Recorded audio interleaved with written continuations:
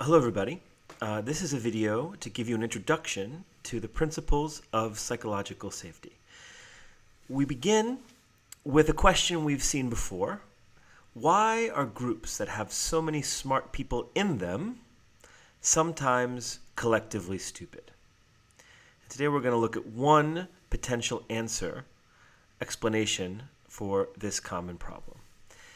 First, I want us to remember something we've seen from Professor Helene Landemore in her book, Collective Wisdom, Principles and Mechanisms. Helene said, collective intelligence can be understood not merely as the intensification or amplification of individual intelligence. Rather, it emerges from the interaction among those minds and between them and their environment. Group intelligence may ultimately depend less on the who, the quality and number of individual actors, than on the how, technologies, methods, and spaces that connect those actors and enhance their capacities. So what Helene is trying to get us to explore is that to understand how collective intelligence works, you can't just look at the individuals, you have to understand how the elements in the system interact.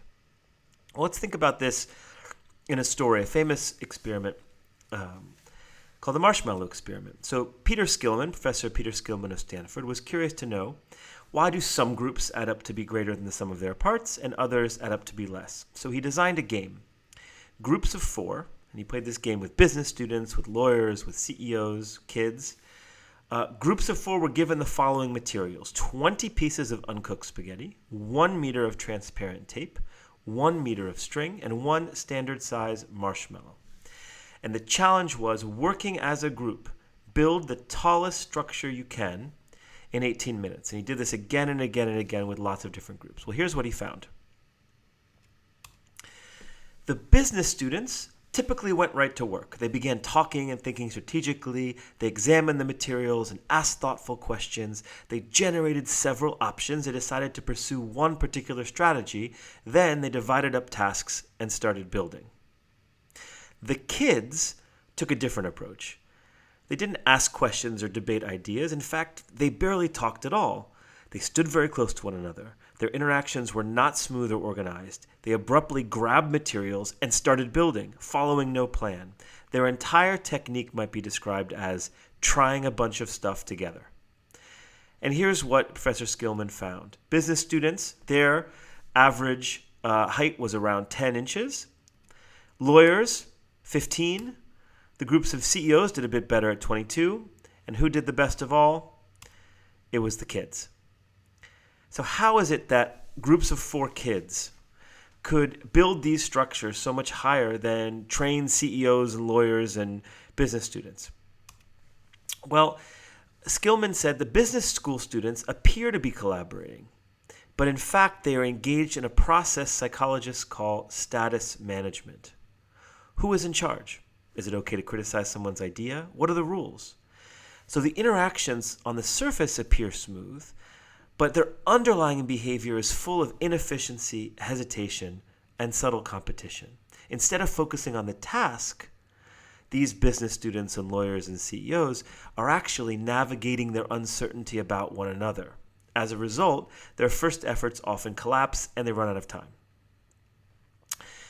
The actions of the kids appear disorganized on the surface, but when you view them as a single entity, as a collective intelligence, their behavior is efficient and effective. Because why? They're not competing for status. They stand shoulder to shoulder and work energetically together. They move quickly, spotting problems and offering help. They experiment, take risks, and notice outcomes, which guides them toward effective solutions.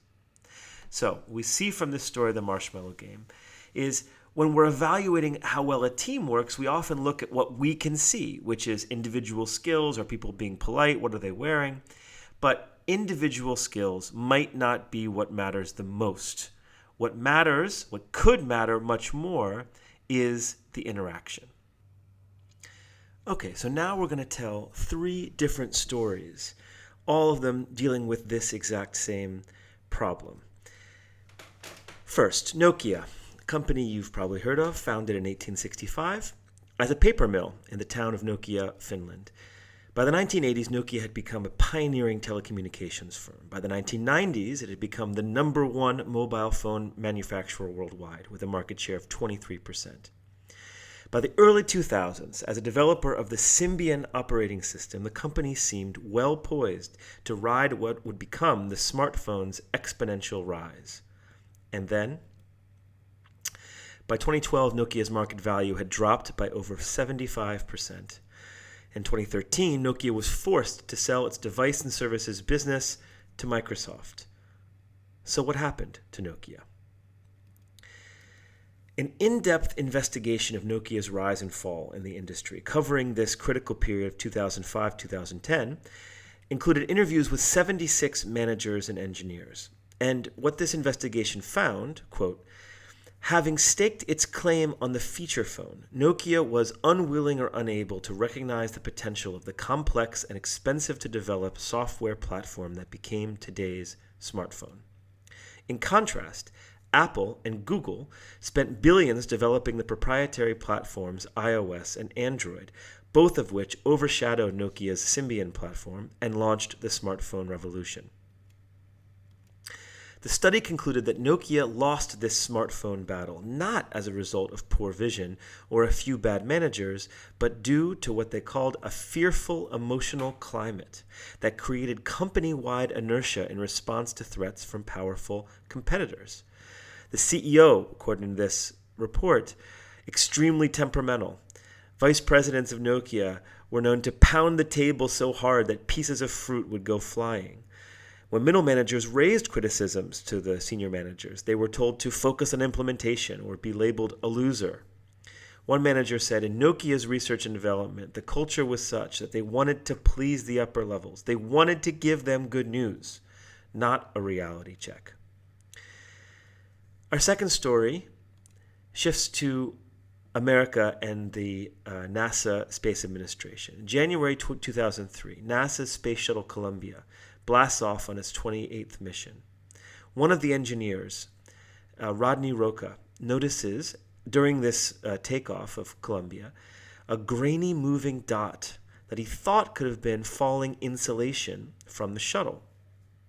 Roca wants to request satellite images to confirm or refute what he thinks he saw, this hunch that maybe there was something that fell from the shuttle. But his request is denied. So discouraged, Roca sends an emotional email to fellow engineers. But in his next mission team meeting, he sits silently when this insulation issue is discussed. On February 1st, 2003, Columbia experiences a catastrophic re-entry into Earth's atmosphere. It explodes and all 7 astronauts aboard are killed. Later, when a journalist asks this engineer why he didn't speak up in the mission team meeting, Roca said, I just couldn't do it. I'm too low down in the organization, and the mission team lead is way up here. Third story. Now we go to Japan. On March 11, 2011, a 9.0 magnitude earthquake occurs off the northeastern coast of Japan. 13-meter waves leap over the walls of the Fukushima nuclear power plant, destroying its generators and cooling pumps. Without power, 3 of the reactors overheat, resulting in multiple explosions and causing hundreds of thousands of Japanese citizens to flee their homes. Most of these people will never return home, as current estimates say cleanup of the site will take 30 to 40 years. Post-war Japan had made energy independence a major strategic priority. By 2011, it was generating 30% of its energy from nuclear power. In 2006, a professor named Katsuhiko Ishibashi is appointed to the committee revising Japan's national guidelines on the earthquake resistance of nuclear plants. Of course, Japan had a long history of earthquakes. Professor Ishibashi's proposals to resite the plants, to move them to other locations, he is outvoted. In 2007, he publishes an article warning that unless radical steps are taken now to reduce the vulnerability of plants, Japan could experience a nuclear catastrophe. But the regulators tell the Japanese legislature not to worry, as this professor was a nobody. In 2012, an independent investigation concludes that the disaster, this earthquake that led to the nuclear disaster, earthquake, of course, they couldn't control, but the nuclear disaster was man-made, and that the direct causes of the accident were all foreseeable. A mere $50 million equivalent of US dollars could have financed a wall high enough to prevent the tsunami from causing the nuclear disaster. The chairman of the commission writes in his report, quote, "What this report cannot fully convey is the mindset that supported the negligence behind this disaster. This was a disaster made in Japan." Again, this is coming from the independent Japanese commission. "Its causes are to be found in the ingrained conventions of our culture, our reflexive obedience, our reluctance to question authority, our groupism, and our insularity." So we could ask, was this problem a problem of Japanese culture? Is this culture something that is just set in stone that we can do nothing to change? Well, let's take a step back. In the 1950s, Japan was struggling to rebuild its economy in the aftermath of the devastating war. A shortage of natural resources and high import costs presented a major challenge for manufacturing companies. Made in Japan in this period had reputation of cheap, inferior, and derivative products, like these cheap but kind of cute-looking radios. E.J. Toyoda, the nephew of the founder of the Toyota Automatic Loom Works, which had almost failed after the Second World War. Well, the nephew, E.G. Toyoda, wants to reinvent the family business. So he leads a delegation to the U.S. to visit the plants of the Ford Automotive Company and learn the latest management methods. How do you manage a factory? How do you manage a big industrial company? And inspired by a man he met there named W. Edwards Deming, who was a management theorist who in fact had taught many years in Japan and who had shared his belief that the responsibility in a big company, the responsibility for finding and fixing problems should be assigned to every employee. So how could Eiji Tomoda adapt Deming's ideas to the cultural context of Japan, where they had not been used before? So Toyota had changed the name of the company to Toyota, applies these ideas of just-in-time manufacturing, total quality management, decentralized end-to-end process improvements, these ideas from this American management professor. But he had to apply them in the Japanese context, so he connects them to Japanese ideas. For example, the idea of muda, or waste.